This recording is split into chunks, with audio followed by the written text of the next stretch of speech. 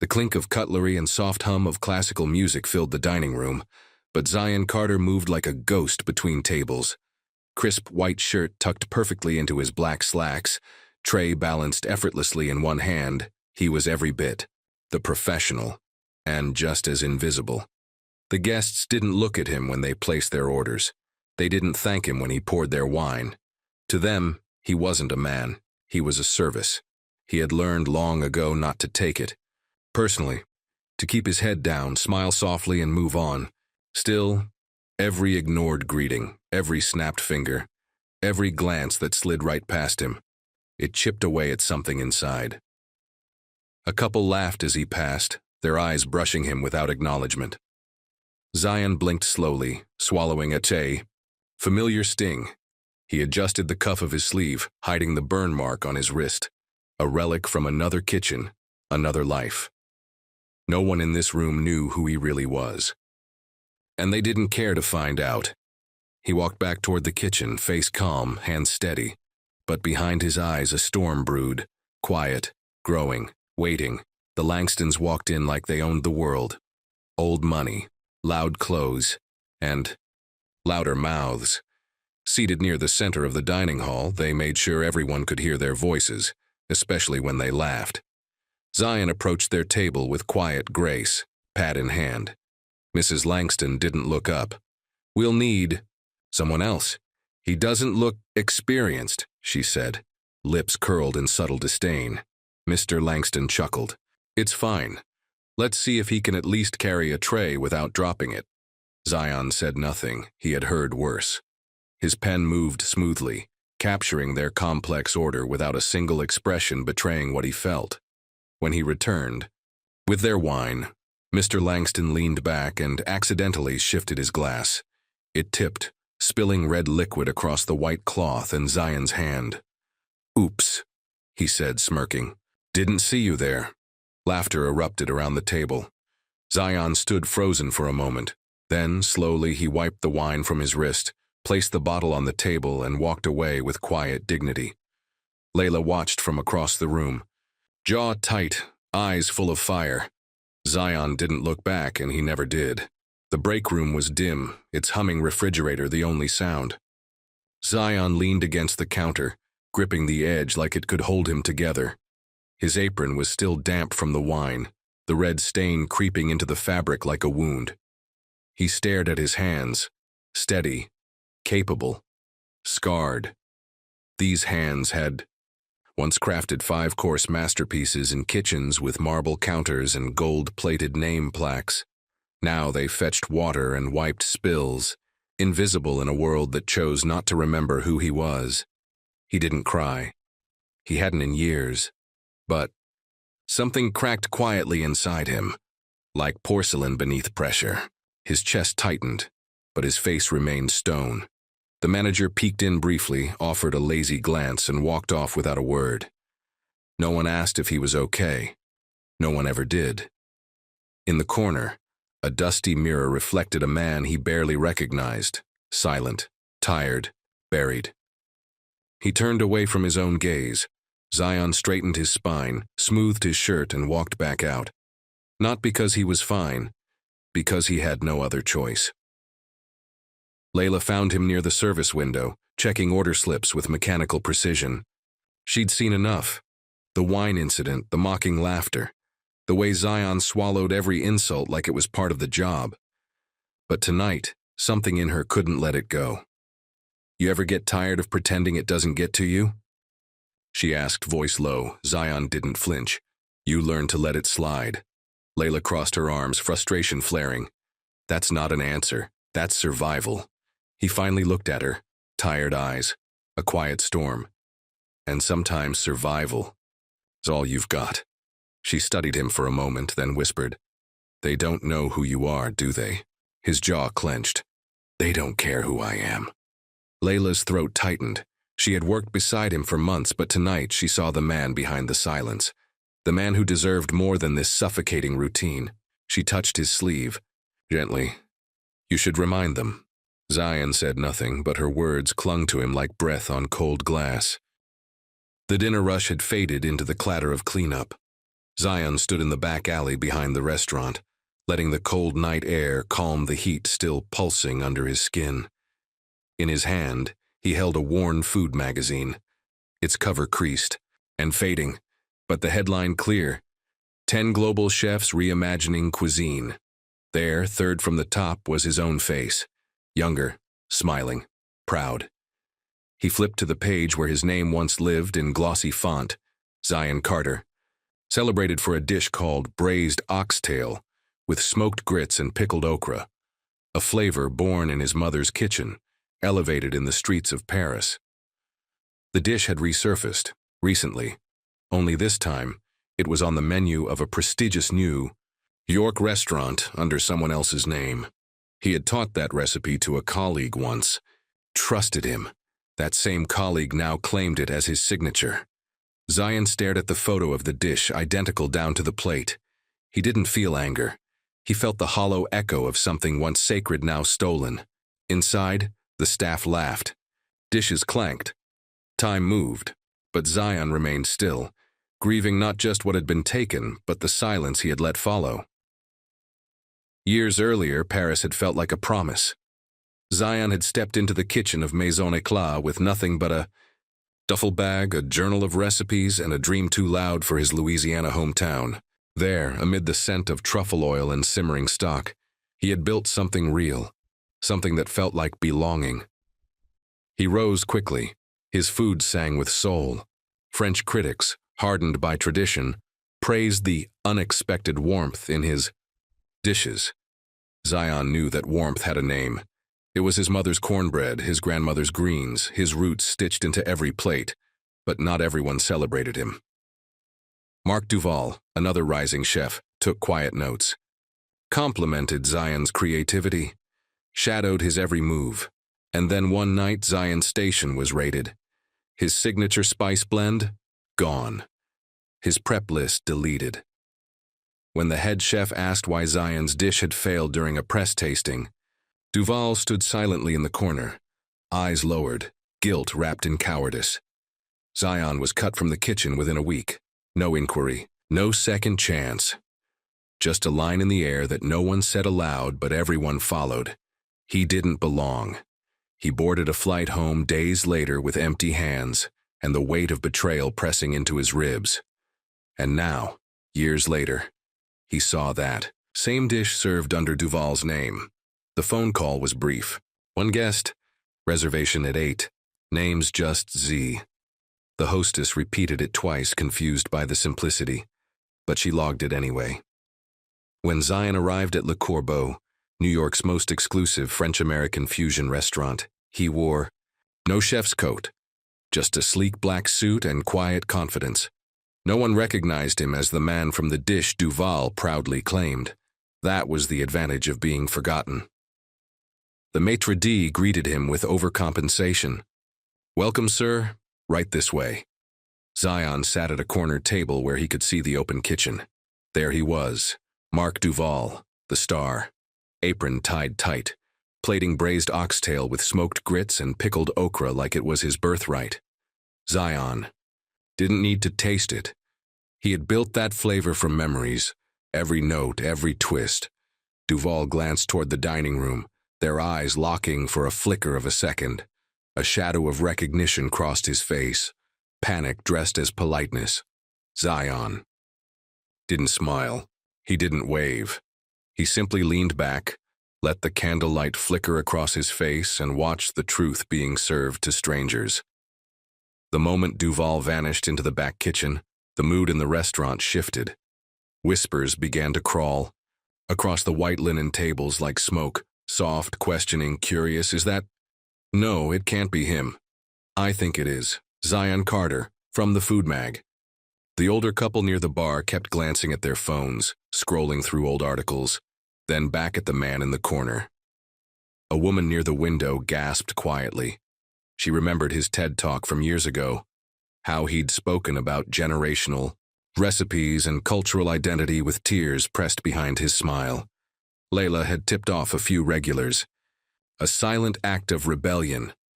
Duval reappeared, forcing smiles, pretending nothing was wrong.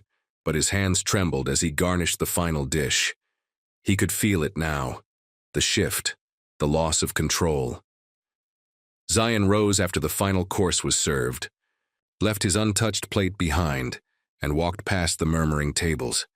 People turned to look, some stood. But he didn't acknowledge them, not out of pride, but because he knew that silence this time was louder than anything he could say.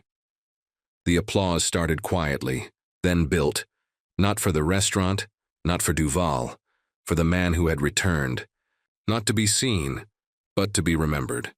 The kitchen buzzed with tension when Layla clocked in the next day. Duval avoided eye contact, the staff whispering like bees under smoke. Everyone had seen the fallout online, articles, reposted interviews, side-by-side photos of Zion's original dish and Duval's recreation. The truth was out. Layla didn't wait for an opening. She stepped into Duval's office during prep, closed the door behind her. "You owe him more than silence," she said, voice steady. Duval rubbed his temples. "It was a long time ago." "That's not an answer. That's cowardice." He stared at her like she'd overstepped. "You don't understand how this works." "No," she said, stepping forward. "You don't. You stole from a man who trusted you, then you buried his name while climbing on his legacy." He tried to dismiss her with a wave, but she didn't move. "I'm quitting," she said. "But first, I'm going to make sure people know who cooked the food they loved." Layla turned without waiting for a reply. Her loyalty was no longer for a kitchen that rewarded theft. It was for the chef who never stopped showing up. The studio. Lights felt warmer than expected.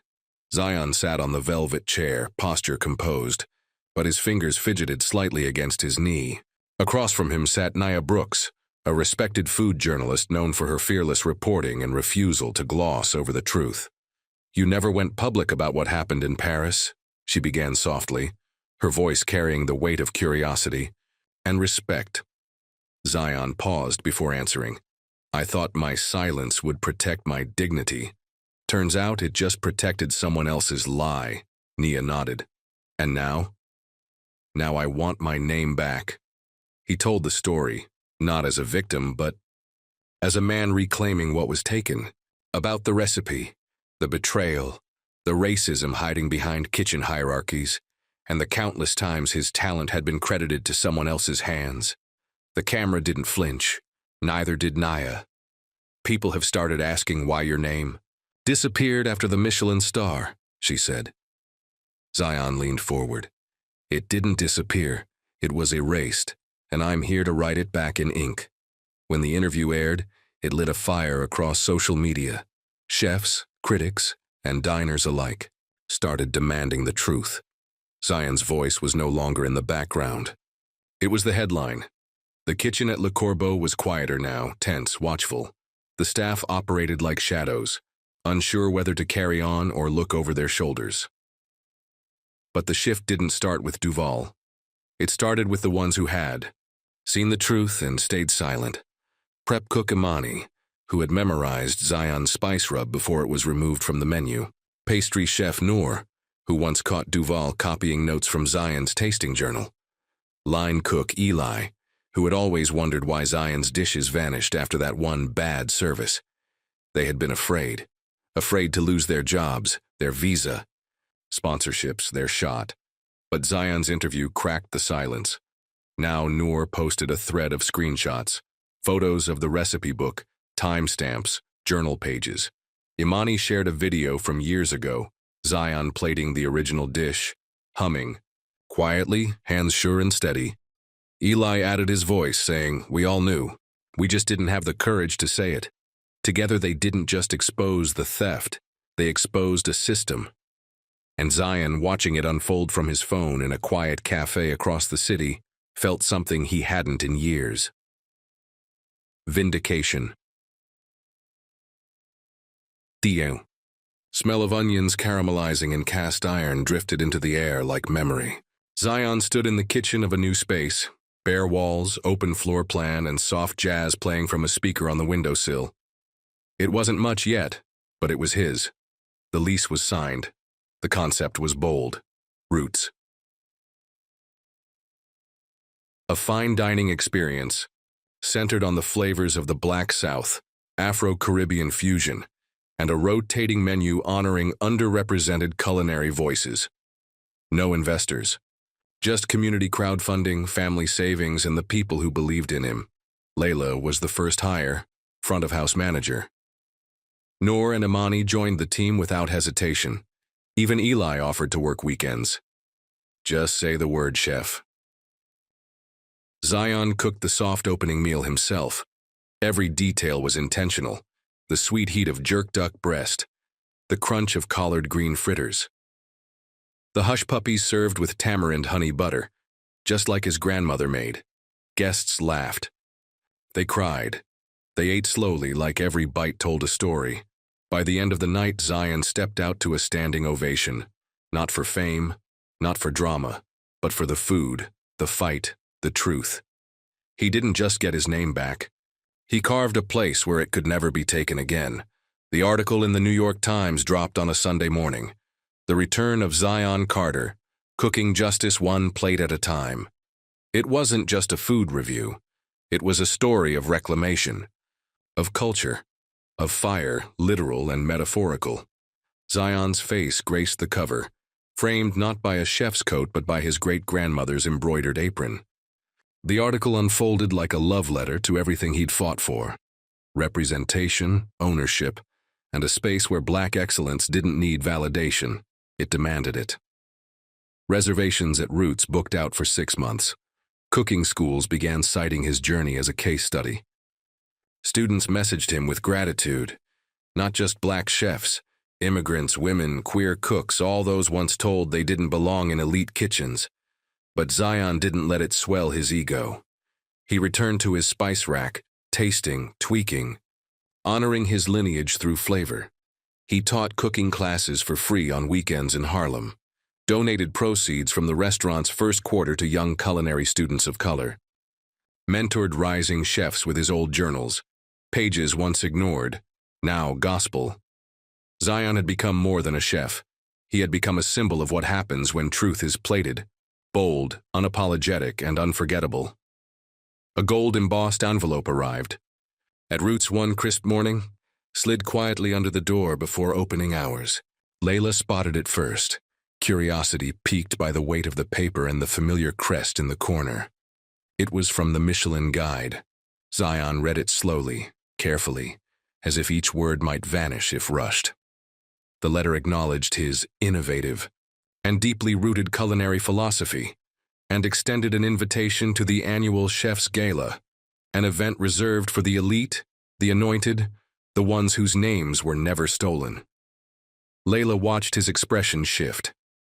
Not pride, not excitement, confliction. "Do you want to go?" she asked gently. Zion folded the letter and set it aside. "I want to be there, but not to thank them." He wasn't chasing stars anymore. He was building constellations for others, to follow. Still, the invitation was more than a gesture. It was an acknowledgement, a quiet admission from an industry that had once turned its back. This time, they had no choice but to face him. And Zion? He'd walk in, not with vengeance, but with truth. The Michelin Gala sparkled under chandeliers and hushed wealth. Laughter echoed against marble floors. Glasses clinked with practiced charm, and egos dressed in designer black. Zion entered in a midnight suit. No entourage, no theatrics, just presence. Heads turned, conversations paused. Duval was already there, posted near the press wall, his smile stretched thin. When their eyes met across the room, Zion didn't flinch. He simply nodded, a quiet acknowledgement of the man who built his reputation on someone else's back. Zion didn't approach him. He didn't need to. The whispers spoke louder than any confrontation. Everyone knew now. During the speech segment, Zion was called to the stage. Applause trickled. Hesitant at first, then stronger, earned. He looked out over the crowd of critics, chefs, and tastemakers. "I once believed the silence in this industry was permanent," he began, voice calm, but cutting. "But silence can be burned away, just like bad seasoning." A pause. A ripple of uncomfortable laughter. I'm not here to be welcomed. I'm here so no one like me ever has to fight this hard to be seen again. The room stood still, not in silence, but in respect. The night after the gala, Duval posted a carefully worded statement on social media. The culinary world is about evolution. If I have unintentionally benefited from someone else's work, I regret the oversight. It was cold, sanitized, an apology dipped in ego. Zion didn't respond. He didn't need to. The public did it for him. Screenshots, interviews, photos of old menus, all evidence of what had been taken, flooded Duval's comments. Former staffers spoke out. Reviewers quietly retracted praise. An entire section in a prestigious food journal was revised, crediting Zion where his name had been erased. But amid the noise, Zion felt an ache he hadn't prepared for. It wasn't anger. It was grief. Grief for the years lost to silence, for the nights he'd doubted himself, for the meals he'd cooked under someone else's name. And maybe a touch of mourning for what Duval could have been, had he chosen. Respect over theft. That grief didn't slow Zion down. It clarified him. He lit incense in his kitchen that night, cooked a simple dish from childhood, rice, thyme, and butter beans, and plated it in silence. Not for praise, not for the public, just to remind himself of who he'd always been. The train ride back to Georgia was quiet, the countryside rolling past like old memories. Zion hadn't returned since his grandmother's funeral, hadn't walked the cracked path to the house where he first learned to cook on a stove that tilted slightly to the left. Now, Roots was closed for a week. Not for rest, but for reconnection. His mother greeted him at the door with teary eyes and trembling hands. "Your face is on every paper," she whispered, pride barely contained behind her worn smile. "But to me, you're still the boy who oversalted my gumbo." Inside, nothing had changed. Same wallpaper, same spice rack, same squeaky third step. He cooked dinner that night with her. Okra, stewed chicken, rice soaked in broth. There was no audience, no critics, no stars. Just warmth and laughter and healing. Later, he walked out to the backyard, where his grandmother used to grow herbs in old coffee cans. He stood there in the moonlight, breathing deep, barefoot in the dirt that raised him. All this way, all this pain, and still this ground felt like truth. Zion didn't just come home to rest. He came back to remember why he started, back in New York. Roots reopened with a subtle but powerful addition. A framed photo hung beside the entrance. Zion's grandmother, smiling wide in her church dress, holding a wooden spoon like a torch. Below it, a quote etched in gold: "We don't burn to destroy, we burn to be seen." The restaurant's energy shifted. More than ever, it felt like a haven, a living archive of flavor, fight, and future. Zion started hosting a new series, Sunday Suppers. Each week, a different underrepresented chef took over the kitchen. Immigrants, refugees, trans cooks, formerly incarcerated line chefs. Each one brought their fire, their story. And Zion? He stood beside them. Not above. He taught without claiming. Elevated without erasing. One evening, a young boy approached him after dinner, eyes wide with wonder. "Chef Zion," he whispered, "do you think I can cook like you someday?" Zion knelt down, smile soft. "Better," he said. "You'll cook like you?" The fire in that boy's eyes was the same one Zion once carried, before it was dimmed, then stolen, then reignited. Now it lit others, not to burn the world down, but to rebuild it, dish by dish. The Charleston Food Festival buzzed with energy, colors, scents and sounds weaving through the crisp sea air. Booths lined the waterfront, each offering tastes from around the world. It was Zion's first time back, not as a helper or a name left off the flyers, but as a headliner. A banner fluttered above his booth. Chef Zion Carter, a Southern revival. Crowds swarmed his setup, the air filled with the scent of oxtail, ragu over hand-rolled gnocchi, collard greens seared in jerk spice, and a plantain-glazed tart so delicate it melted on the tongue. Cameras flashed. Critics took notes. but Zion wasn't there for applause. After his final plate, he wandered to the far end of the lot, where new vendors tried to find their footing. One young woman stood behind a flickering camp stove, nervously ladling gumbo into paper bowls. Her booth was nearly invisible, tucked in the shadows, like he once was. Zion took a spoonful. The flavors were unpolished, but there was heart in every bite. He crouched beside her. "Your flavor's there," he said. "Your confidence just hasn't caught up." She stared, stunned. "You're Zion Carter," he smiled, "and you're going to take my spot one day." Later that evening, Zion found a quiet bench near the docks. Sunset danced on the waves, carrying the aroma of spices, smoke, and something deeper: recognition. He hadn't just returned. He had arrived. Months later, the world finally caught up. Zion Carter earns 2 Michelin stars for Roots. The headline swept across every major outlet. The same food critics who once ignored him now wrote with reverence, calling his dishes ancestral poetry plated with precision. Social media flooded with his photo. Zion in a worn apron, dusted in flour, standing in front of the hand-painted mural of his grandmother outside Roots. His eyes were closed, hands at his sides, the caption simple: "For everyone who was ever told to wait at the back." TV networks called. Cookbook offers arrived, endorsement deals stacked up. But Zion declined most of them.